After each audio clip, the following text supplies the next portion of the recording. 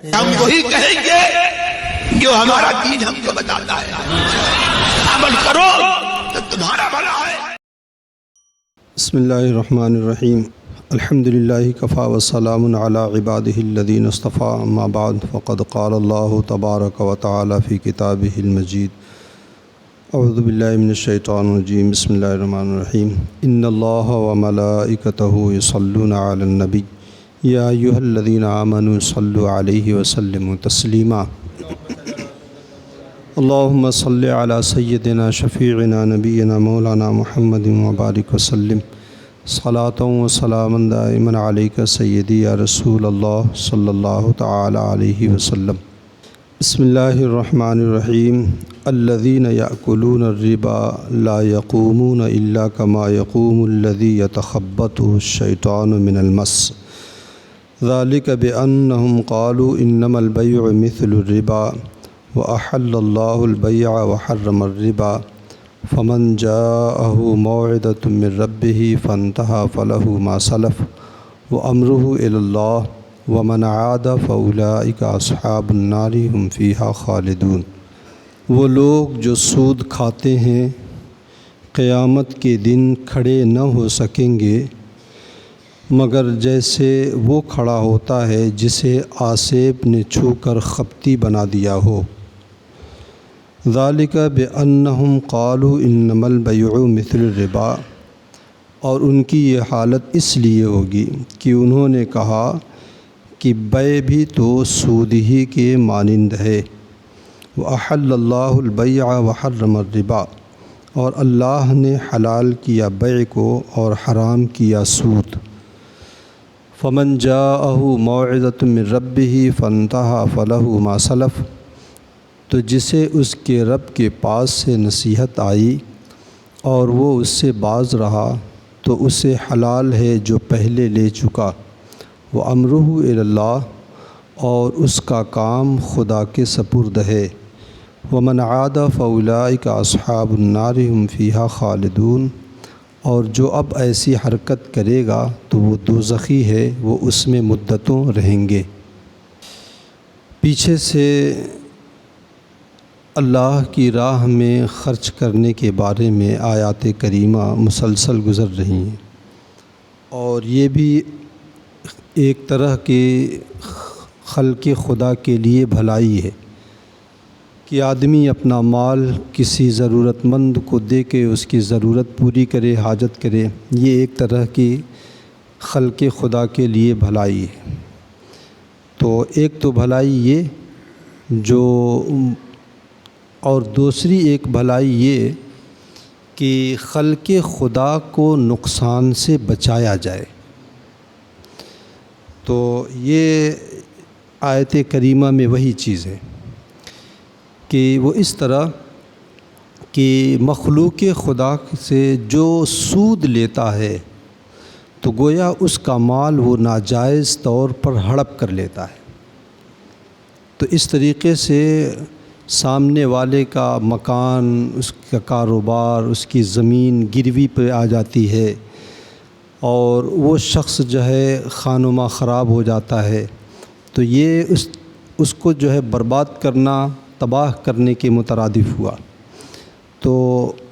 اس عمل سے اللہ رب العزت نے روکا تاکہ سامنے والا تباہی کے دہانے پر نہ جائے۔ سود لینے والا تو یہ سوچتا ہے کہ میرے پاس تو مال آ گیا، سامنے والا چاہے جہاں جائے، لیکن صحیح بات یہ ہے کہ سود لینے والا بھی برباد ہی ہوتا ہے، وہ کبھی آباد نہیں ہوتا ہے۔ تو یہاں پر جو ہے اب خلق خدا کی بھلائی کا اس اعتبار سے جو ہے تذکرہ ہے۔ سب سے پہلے اللہ تبارک و تعالیٰ نے سود کی اور سود خور کی جو خرابی ذکر کیا ہے وہ آخرت کی، کہ دنیا تو چند سالہ ہے، یہ تو کسی بھی طرح گزر جائے گی، لیکن آخرت کی زندگی تو ہمیشہ ہمیش کی ہے۔ تو زیادہ اہم کیا، اہم زندگی تو وہی ہے، یہ تو ایک امتحان گاہ ہے۔ ہمارے 60 سال بھر کی ہماری پڑھائی کا امتحان 3 گھنٹے میں ہوتا ہے، تو آخرت کی ہمیشہ کی جو زندگی ہے اس کے لیے جو امتحان ہے یہ ہماری زندگی ہے۔ تو وہ چونکہ زندگی اہم ہے، وہی اصل ہے، اس لیے وہاں کی جو خرابی ہے سب سے پہلے یہاں پہ ذکر کیا جا رہا ہے۔ دنیا میں آدمی،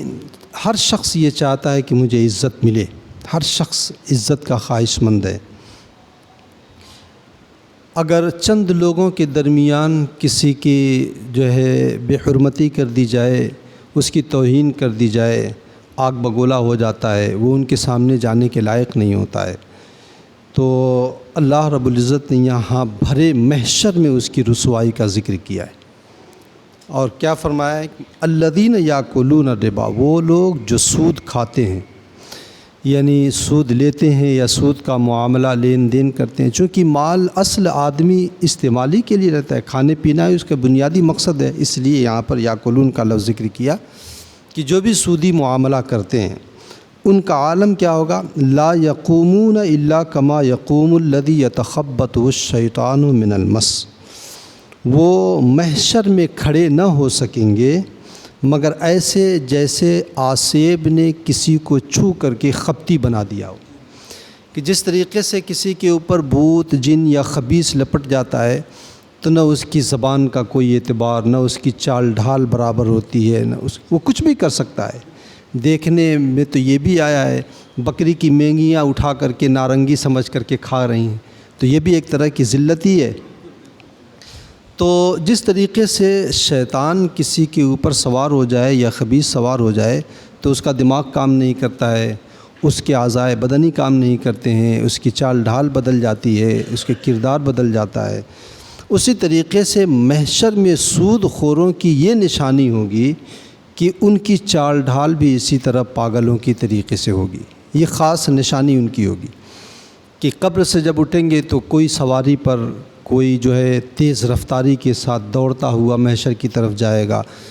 کوئی جو ہے گھوڑے پر سوار ہو کر کے اپنے نامہ اعمال کے اعتبار سے ہو جائیں گے، حتیٰ کہ کافر بھی جو ہے ٹھیک چال چل کر کے محشر کی طرف جائیں گے۔ لیکن یہ سود خور، یہ اللہ رب العزت کے غضب کا اس طرح شکار ہوگا کہ بھرے محشر میں اس کو اس انداز سے چلایا جائے گا، پوری دنیا کے لوگ، پوری انسانیت جان جائے گی کہ یہ دنیا میں سود کھایا کرتا تھا۔ تو یہ تو رسوائی بہت بڑی ہے نا، چند لوگوں کے سامنے رسوائی سے تو بڑھ کر کے ہے کہ اب بھرے محشر میں پوری انسانیت کے سامنے آدمی رسوا ہو جائے۔ یا پھر یہ اگر دنیا میں مراد لیا جائے تو یہ مطلب اس کا یہ ہوتا ہے کہ جس طریقے سے ایک عاصبی آدمی ہوتا ہے یا جس کے اوپر شیطان سوار ہوتا ہے،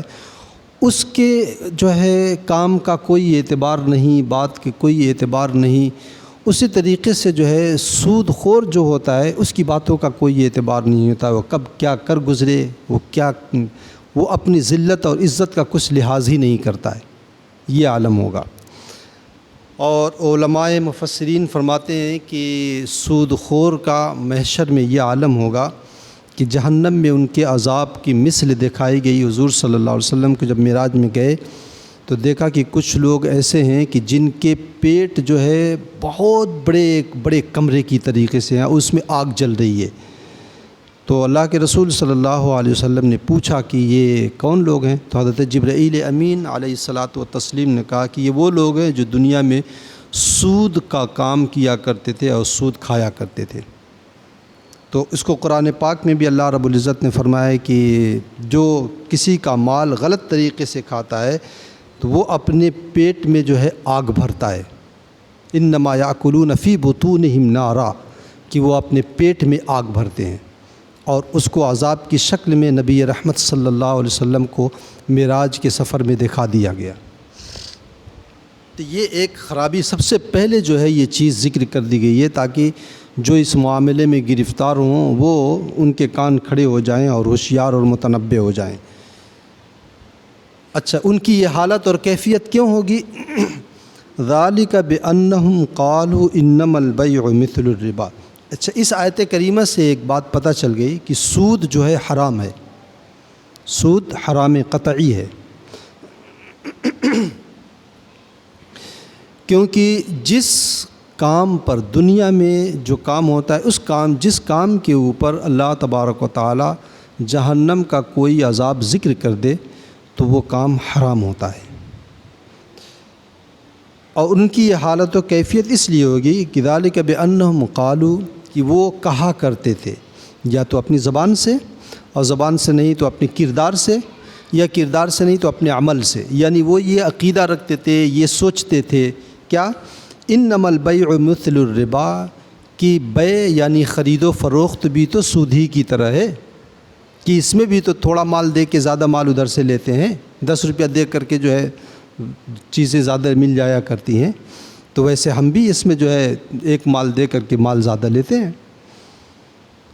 وَأَحَلَّ اللَّهُ الْبَيْعَ وَحَرَّمَ الرِّبَا، حالانکہ اللہ رب العزت نے حلال فرمایا خرید و فروخت کو اور حرام فرمایا سود کو۔ یہ وہ چیز ہے سود کہ آپ پورا قرآن پڑھتے چلے جائیں، اللہ تبارک و تعالیٰ نے پورے قرآن میں کہیں بھی کسی بھی انسان سے اعلان جنگ نہیں فرمایا ہے، لیکن سود خور ایک ایسا شخص ہے جس سے اللہ رب العزت نے اعلان جنگ فرمایا، اور قدرت سے کوئی جنگ نہیں کر سکتا ہے۔ اللہ و رسول سے جنگ یہ ایک مسلمان تصور بھی نہیں کر سکتا ہے۔ کل 2 قسم کے لوگ ہیں جن سے قدرت نے اعلان جنگ فرمایا ہے، ایک یہ سود خور، اور ایک وہ جو اللہ کے ولیوں سے دشمنی رکھتا ہو، جس کا ذکر قرآن حدیث پاک میں ہے کہ من عادی لی ولیا فقد آذنتہ بالحرب، کہ جو میرے کسی ولی سے دشمنی رکھے تو میں اس سے اعلان جنگ کرتا ہوں۔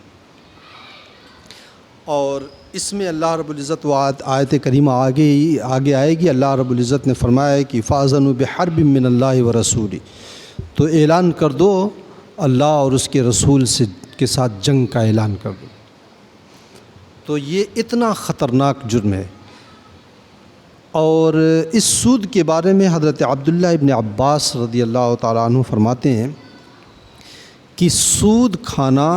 اپنی سگی ماں سے 70 مرتبہ زنا سے بھی بدرجہ بدتر ہے۔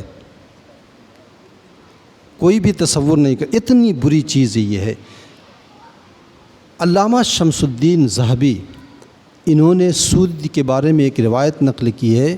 کہ قیامت کے دن سود خور کو خنزیر کی شکل میں اٹھایا جائے گا، اتنی بری چیز ہے۔ اور سود خور جو ہوا کرتا ہے یہ 2 جرم میں گرفتار ہوتا ہے، ایک تو اللہ اور اس کے رسول کی نافرمانی،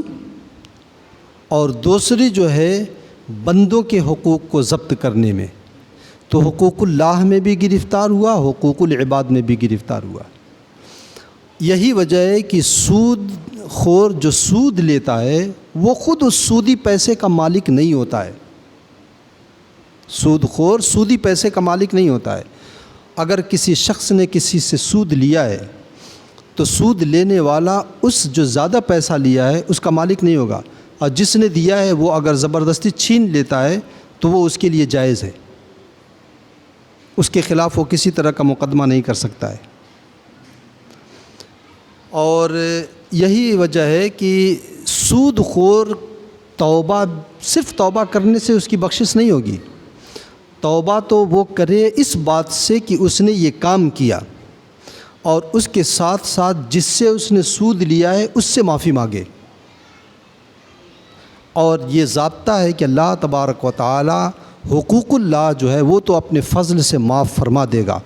جو حقوق اللہ اعمال میں سے ہیں وہ تو اپنے فضل سے معاف فرما دے گا، لیکن حقوق العباد جو بندوں کا حق جو کوئی شخص مار لیتا ہے تو اللہ اس وقت تک معاف نہیں کرتا ہے جب تک کہ وہ معاف نہ کرے۔ وہ حدیث میں نے بارہا سنائی، ایک شخص کو قیامت کے دن حساب و کتاب ہوگا، اس کے نام اعمال میں جو ہے سب کچھ صحیح ہوگا، بس 1 روپیہ 1 درہم نکل جائے گا کسی شخص کا، ایک شخص کا 1 درہم اس نے ناجائز لے لیا ہوگا وہی نکل جائے گا۔ تو اللہ رب العزت فرمائے گا یہ بندے کا حق ہے، بندے سے یا تو معاف کرا لے یا اس کو لے آ کر کے لوٹا دے، تو تجھے جو جنت کا راستہ تیرے لیے صاف ہے۔ یعنی سب کچھ حساب و کتاب برابر، 1 درہم اس نے دنیا میں کسی شخص کا ناجائز طور پر لے لیا، اس کی وجہ سے اٹک گیا، اب وہ پریشان ہو جائے گا، فرشتے اس سے کہیں گے ہمیں معلوم ہے وہ درہم کہاں ہے۔ تو لے آ کر کے اس کو بتائیں گے اور جہنم کے کنارے پر منڈیر پہ لے آ کے کھڑا کریں گے اور دکھائیں گے، جہنم کی تہ میں وہ 1 درہم دکھائیں گے، وہ پڑا ہوا ہے، جا کے لے آؤ۔ اللہ کے رسول صلی اللہ علیہ وسلم فرماتے ہیں وہ شخص جائے گا جہنم میں۔ اب جہنم میں جائے گا تو وہ کس طریقے سے؟ اللہ کے رسول، حضرت ابو ہریرہ کی حدیث ہے، ہم بیٹھے ہوئے تھے تو ایک دھماکے کی آواز آئی، تو اللہ کے رسول نے پوچھا کہ اسمعتم وجبہ، یہ دھماکہ سنا تم نے؟ تو کہا ہاں یا رسول اللہ، ہم نے سنا۔ کہی کیسی آواز تھی؟ کہا اللہ اور اس کے رسول جانے۔ تو اللہ کے رسول نے فرمایا ہے کہ حجر القی فی نار جہنم، جہنم میں ایک پتھر ڈیلا گیا تھا، کب؟ قبل 70 سنتاً، 70 سال پہلے ایک پتھر جہنم میں ڈالا گیا تھا، اب جا کر کے یعنی 70 سال کے بعد جا کر کے وہ جہنم کی تہ میں پہنچا ہے۔ تو پتھر اتنی تیز رفت، آپ 2 منزل چھت کے اوپر سے ایک پتھر گرا دیں 20 کلو کا اور ایک آدمی کو گرا دیں، پتھر پہلے گرے گا، آدمی بعد میں گرے گا، تو جو وزنی چیز ہوتی ہے وہ پہلے گرتی ہے۔ تو اب 70 سال تو اس کو جانے میں لگ جائیں گے اور نکلنے میں بھی 70 سال اس کو لگ جائیں گے، تو 140 سال 1 درہم کی وجہ سے آدمی جہنم میں جل جائے، یہ کہاں کی عقل مندی ہے؟ اور صرف اتنا ہی نہیں، اللہ کے رسول صلی اللہ علیہ وسلم فرماتے ہیں وہ جیسے ہی جہنم کے منڈیر پر آئے گا اور ہاتھ رکھے گا کہ اب بس نکلوں، تو اس کا یہ ہاتھ جل کے پگھل جائے گا اور پھر وہ جہنم میں گر جائے گا، اور پھر اسی طریقے سے اس وقت اس کا وہ جہنم کے عذاب میں ایسے جلتا رہے گا۔ تو یہ جو ناجائز طور پر لے لیتے ہیں وہ پیسہ ہے، تو آپ اندازہ لگائیں جو سود کے طور پر ہزاروں اور لاکھوں میں لے کر کے بیٹھے ان کا کیا عالم ہوگا۔ تو وہ بندہ یا تو اس سے معاف کراتا یا وہ درہم لا کے اس کو دے دیتا۔ تو حقوق العباد اللہ رب العزت اسی وقت معاف کرتا ہے جب بندہ معاف کرے، تب۔ بندہ اگر معاف نہیں کیا تو پھر جو ہے اسے نیکیاں دے کر کے ہی جانا ہوگا، اور نیکیاں اس کے نام اعمال میں نہیں تو اس کا گناہ اس کے سر پہ تھوپ دیا جائے گا۔ تو ڈبل جو ہے جرم میں وہ گرفتار ہوا کرتا ہے۔ فمن جاءہ موعظۃ من ربہ، تو جسے اس کے رب کے پاس سے نصیحت آئی، فانتہا، اور وہ اس کام سے باز رہ گیا، یعنی سود کی حرمت کا حکم آ گیا کہ حرام ہے اور وہ رک گیا، فلہ ما سلف، تو اس کے لیے وہ حلال ہے جو پہلے لے چکا ہے، یعنی سود کے حرام ہونے سے پہلے جو وہ سودی کام کر چکا ہے اب اس کے بارے میں مواخذہ نہیں ہوگا، لیکن سود کے حرام ہونے کا حکم آ جانے کے بعد سے اب جو ہے اگر وہ کوئی کام کرے گا تو گرفتار عذاب ہوگا۔ وَأَمْرُهُ إِلَى اللَّهِ، اور اس کا حکم اللہ، اس کا کام اللہ کے سپرد ہے۔ مطلب کیا ہے؟ مطلب اس کا یہ ہے کہ اس کے خلاف اب بلا وجہ کی بدگمانی نہ کی جائے، اگر وہ رک گیا ہے تو گمان یہی کیا جائے کہ یہ اس برے کام سے رک گیا ہوگا۔ وَمَنْ عَادَ، اور جو سود کے حرام ہونے کا حکم آ جانے کے بعد پھر پلٹ کر کے وہی کام کرے، فَأُولَٰئِکَ أَصْحَابُ النَّارِ هُمْ فِيهَا خَالِدُونَ، تو وہی لوگ دوزخی ہیں، وہ اس میں مدتوں رہیں گے۔ اللہ کے رسول جب سود کا حکم آیا تو اللہ کے رسول صلی اللہ علیہ وسلم نے کھڑے ہو کر کے جب اعلان کیا تو اللہ کے رسول نے کہیں اور سے نہیں اپنے گھر سے شروع کیا تھا، اور منا میں غالباً کھڑے ہو کر کے اللہ کے رسول نے اعلان فرمایا تھا کہ جاہلیت کی ساری رسمیں میں پاؤں کے تلے رونت دیتا ہوں، اور اللہ کے رسول نے اسی میں اپنے سود کو حرام کیا، اور اللہ کے رسول نے فرمایا تھا کہ عباس ابن عبد المطلب کا سود میں نے ختم کیا۔ حضرت عباس رضی اللہ تعالیٰ عنہ جو حضور صلی اللہ علیہ وسلم کے چچا ہوتے ہیں، وہ ان کا معاملہ سب سے پہلے آپ نے ختم کیا، یعنی اپنے گھر سے شروع کیا ہے۔ اور سود کے بارے میں بے شمار وعیدیں آئی ہیں اللہ کے رسول صلی اللہ علیہ وسلم کی، کچھ وعیدیں تو ذکر کی بات نہیں ہے، کچھ سود کے بارے میں کچھ باتیں بتا دیں کہ سود کے لیے یہ ہے کہ ایک جنس کو اسی جنس کے سے برابر کیا جائے گا۔ جیسے سونا دے کر کے اگر کوئی اس کے بدلے میں سونا لے رہا ہے تو برابر ایک دم سونا لینا دینا ہوگا، یعنی 1 تولہ ادھر سے وہ دے رہا ہے تو 1 تولہ وہ ادھر سے دے، اس میں اگر جو ہے رتی بھر بھی زیادہ ہوگا تو وہ سود مانا جائے گا۔ اللہ کے رسول نے فرمایا ہے کہ الذهب بالذهب والفضة بالفضة والحنطة بالحنطة، 6 چیزوں کا ذکر فرمایا ہے، اور فرمایا ہے کہ سواء بسواء، برابر برابر، یدم بید، نقد، ایک دم ہاتھوں ہاتھ، ادھر سے دو ادھر سے لو، اور ایک دم برابر برابر۔ چنے کی دال دے کر کے اگر چنے کی دال لے رہے ہیں تو ایسی صورت میں ایک دم برابر برابر۔ اسی طریقے سے چاول کے بدلے میں چاول لے رہے ہیں، نمک کے بدلے میں نمک لے رہے ہیں، گیہوں کے بدلے میں گیہوں لے رہے ہیں، برابر برابر۔ کھجور کے بدلے میں کھجور، برابر برابر۔ اب اس میں یہ صورتحال سامنے آتی ہے کہ ایک تھوڑا سا اچھے قسم کا ہے، دوسرا تھوڑا خراب قسم کا ہے، اس کی قیمت 10 روپیہ ہے، اس کی قیمت 12 روپیہ ہے، تو اب برابر برابر لیں گے تو جس کی قیمت 12 روپیہ اس کا گھاٹا ہو جائے گا، تو اس کی صورت بھی اسلام نے پیش کی ہے۔ اللہ کے رسول صلی اللہ علیہ وسلم کے پاس حضرت بلال کچھ کھجوریں لا کر کے رکھیں، عمدہ قسم کی کھجوریں، تو اللہ کے رسول نے فرمایا ہے کہ یہ کہاں سے کھجوریں ملی؟ یہ تو ہمارے علاقے کی کھجور نہیں ہے، یعنی اتنی عمدہ قسم کی کھجور تو نہیں ہے یہ۔ تو حضرت بلال نے کہا یا رسول اللہ، جو ردی قسم کی کھجوریں تھی، میں نے اس کے بدلے میں اس کو 2 سا دے کر کے یہ 1 سا لے لیا، یعنی 2 کلو، اپنی زبان میں اگر کہیں 2 کلو دے کے 1 کلو میں نے لے لیا۔ تو اللہ کے رسول نے فرمایا لا تفعل، ایسا مت کر، کیوں؟ اس لیے کہ سود ہو جا رہا ہے، اور فرمایا کہ ایسا مت کرو، بلکہ اس کی صورت اللہ کے رسول نے یہ بیان فرمائی، اپنی کھجور بیچ دو اور جو قیمت تمہارے ہاتھ لگے اس سے جو ہے اس کی کھجوریں خرید لو۔ یہ ایک صورت ہے کہ ہمارا گندم اگر کم جو ہے قیمت کا ہے، ہم اسے بیچ دیں، اور جو قیمت ہمارے ہاتھ میں لگے اس سے جو ہے ہم اچھے قسم کا گندم خرید لیں۔ ہندوستان میں جو بینکوں میں جو انٹرسٹ ملتا ہے، جو سود ہوتا ہے، یہ سود بینک کے مالکین میں سے اگر ایک بھی شخص کوئی مسلمان ہوگا تو اس بینک سے سود لینا اور انٹرسٹ لینا جائز نہیں ہوگا، یہ ذہن میں رکھیں۔ بینک مثال کے طور پر پرائیویٹ ہے اور اس کے مالک میں ایک شخص کوئی مسلمان ہے،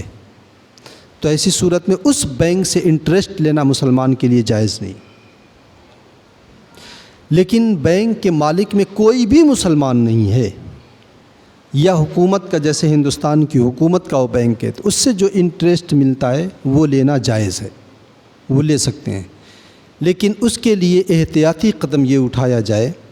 کہ جو ضرورت مند ہیں، صاحب ثروت نہیں ہیں، ضرورت مند ہیں،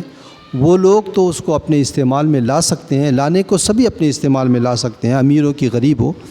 لیکن جو صاحب ثروت ہیں ان کے لیے ایک تقوی کا موقع ہے، اللہ نے دولت انہیں بہت دیا ہے جائز، تو وہ جو مال آ رہا ہے اس مال کو وہ اٹھا کر کے کسی غریب کو دے دیں، جو انٹرسٹ کے طور پر ان کے وہ اٹھا کر کے کسی اور کو وہ دے دیں، تو یہ ایک طرح سے جو ہے ان کے لیے تقوی کی زندگی ہوگی اور تقوی کا عمل ہوگا۔ اور اس کے لیے بھی بہت سارے مسائل ہیں، وہ کبھی انشاءاللہ موقع لگے گا تو بتایا جائے گا۔ اللہ تعالی ہم تمام لوگوں کو ایسے کاموں سے بچنے کی توفیق عطا فرمائے۔ اللہم صلی علی سیدنا شفیعنا نبینا مولانا محمد مبارک وسلم، صلاۃ و سلام علیک سیدی یا رسول اللہ صلی اللہ علیہ وسلم۔ اللہم ربنا تقبل منا انک انت السمیع العلیم وتب علینا انک انت التواب الرحیم، وصلی اللہ تعالی علی خیر خلقہ ونور عرشہ وقاسم رزقہ محمد وعلی آلہ واصحابہ اجمعین برحمتک یا ارحم الراحمین۔